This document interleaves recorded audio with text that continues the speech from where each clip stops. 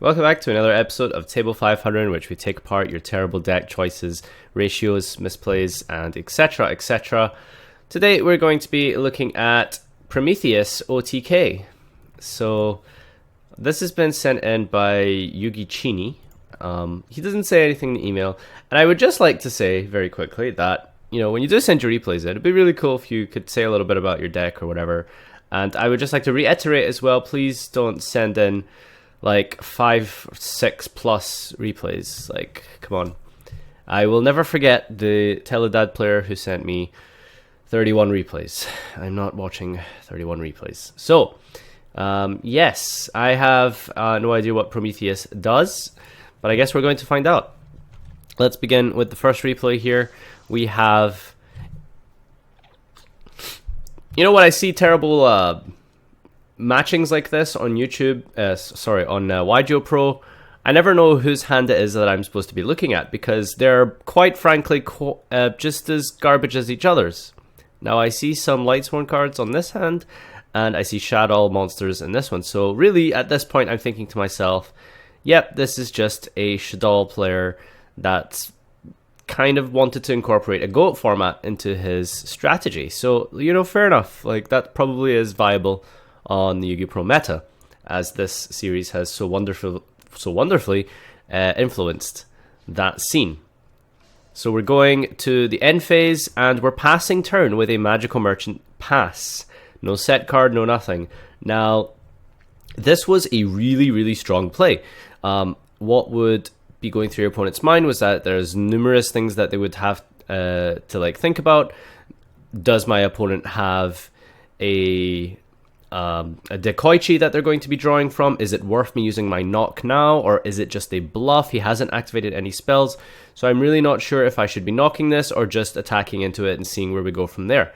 This was all fine and well, and a sort of standard play 15 years ago. However, in 2018, I'm not quite certain that Magical Merchant Pass is really kind of what we're aiming for. But I'll see where we go from here. Now his opponent charges into Lumina, and we see that he's playing Galaxy Soldier. Interesting, in his Lightsworn deck.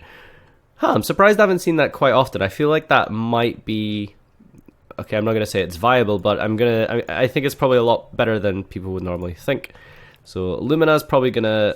Okay, so he's getting Lila instead of getting Raiden.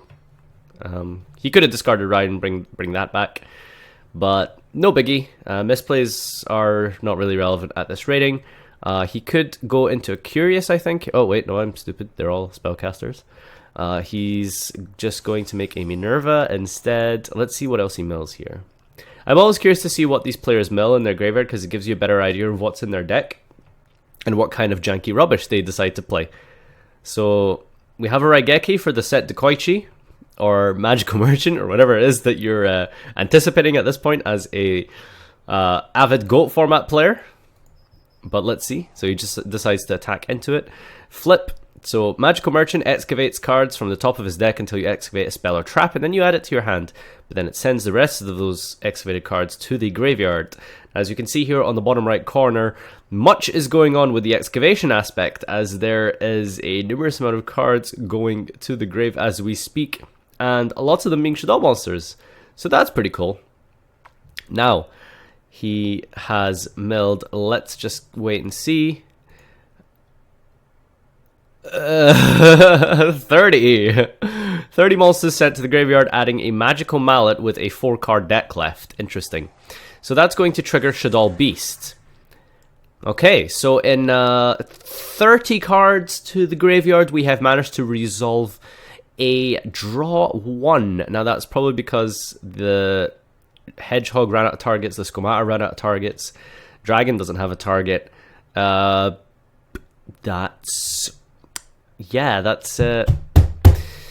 Okay, well, I don't really have much to say there, other than, it's a good thing that your opponent's just letting you survive this turn. So we're drawing for turn here. We have a Magical Mallet, and we have a hand full of monsters that say, yeah, you're going to have to wait another turn before you do anything with me, buddy. Alright, let's see. Magical Mallet, drawing. Okay, Monster Reincarnation. We want to go into our 2-card deck and see what we can dig for, and it seems we've got Monster Reincarnation pitching Necrogardener targeting Prometheus. Now, finally, we're into the win condition of the deck, and we see that if this card is normal summoned, you can banish any number of darks from the grave, and if you do, this gains 400 attack for each until the end of this turn. Considering how this replay is called Prometheus OTK, I think we can see where this is going. Now, all of those wonderful monsters that you sent to the graveyard for no reason whatsoever other than to draw a singular card are now going to be put to some actual fucking use. So we're banishing 28 of them, 28 multiplied by 4. I'm not even going to go down that route. It's 12-4. That's really big. It's going to attack Lumina for game. I would have been really sad if you had an Honest, but that is the crux of this deck. So, that's really what we're getting ourselves into here. Let's see what we can do again. Alright, we've got the Magical Merchant combo. I'm going to hazard a guess. I'm just going to make a bold prediction and throw this out here and say very clearly, maybe I'm going to be wrong, we'll see by the end of the video, but I'm going to assume very, very accurately, I'm going to say, that his deck will do absolutely nothing without Magical Merchant. I have a feeling every replay from here on out is Magical Merchant set pass. Okay, that's just a guess. So I'm wondering how many. Okay, your opponent also Master with Eyes of Blue. See, that one doesn't even do anything when you set it. So you know he's got the bluff on you there, mate. All right, Magical Merchant. Let's see how many you're going to mill this time. I'm waiting for you to just like flip this and then mill like one spell card instantly and just add it to your hand straight away, and have no monsters in your grave. Alright, we're digging deep here, digging for some actual competitive decks. We're not finding anything. We're finding Necrogardeners and Plague Spreaders, but in terms of finding good decks, we have not found anything so far. And we get the Magical Mallet. Alright. Alright, we're going to draw a card. Oh, and Squamata happens to have a target. It's going to send Dragon and do nothing else. Alright, okay, that's cool. We have some synchro plays. Interesting. I think this is a double summon, but it's only for Blackwings. Right, okay. I don't know why you're playing this. Maybe you didn't read it. That's okay. We don't read on this dueling platform anyway. 12-8 Prometheus. It's a good thing that wasn't a Fossil Dyna. Not like it would have mattered. And we OTK for a game. Congratulations. Alright, let's take a look at the next one. So I am so far 1-1 with my prediction. Magical Merchant pass looks like to be your go-to play here. And without Magical Merchant pass, I'm not seeing your deck doing anything. So it's a good thing your opponent's deck also does nothing. Just judging by your hand, like he has like a lot of good cards here. This just didn't really do anything with them. He had Cerberus, he had the field spell, it was a knowledge, like normally you would expect him to do something. This guy is like Roto, I'm sure, as well. Exemplar is really good. Your opponent didn't do anything. But that's okay. This isn't about him, this is about you. So we'll talk about how awful he is in another video. In this video, we're going to talk about how your best play has been Magical Merchant terrible, really.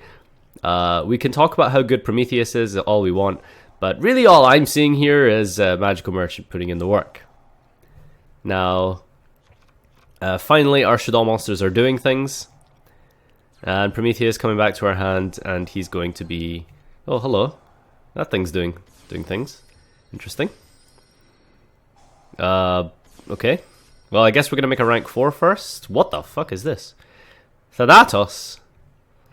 Right. Well, we bounced Prometheus to our hand. And chose not to attack for game with Prometheus. Okay. Not really sure what happened there, but I feel like you... you could have done that a little bit better. So, Mythical Beast plays. Medusa is... Fucking scary looking card, man. What the hell? That's ugly as shit. Alright, so activating a spell here just so we can negate monster effects, which I don't think is really going to do anything versus this deck. Ooh, hello.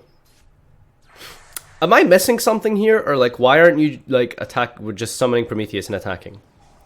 Like, you could have used Scarlight's effect to bait out the Jackal and then normal summon this. Like, what am I missing here?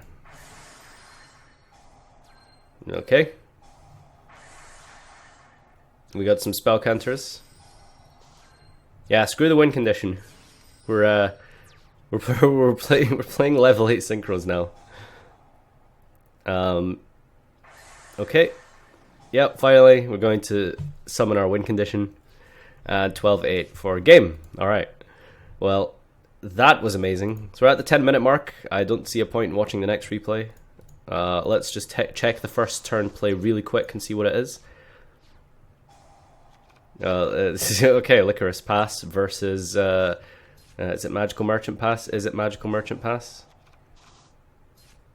Getting there. Yep, Magical Merchant Pass. Alright, okay, well, we kind of saw that 4 times already, so there's no point in seeing that one again. Let's have a look at your deck. What the fuck? 1 and 1?